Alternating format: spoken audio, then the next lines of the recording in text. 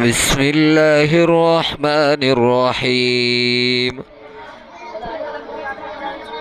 يا أيها الذين آمنوا لا تتخذوا اليهود والنصارى أولياء بعضهم أولياء بعض ومن يتولهم منكم فإنه منهم إن الله لا يهدي القوم الظالمين.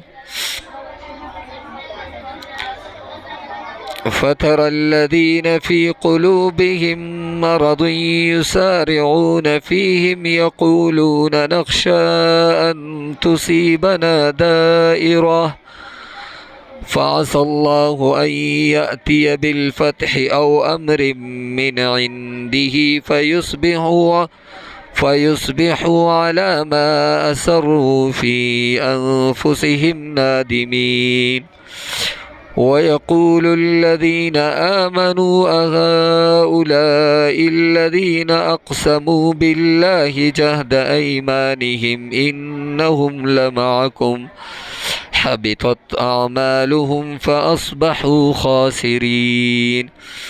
يا أيها الذين آمنوا من يرتد منكم عن دينه فسوف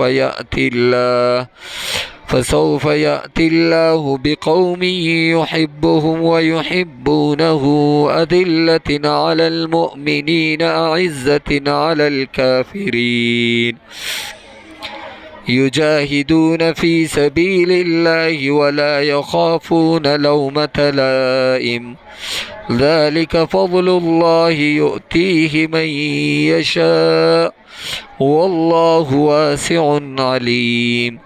إنما وليكم الله ورسوله والذين آمنوا الذين يقيمون الصلاة ويؤتون الزكاة.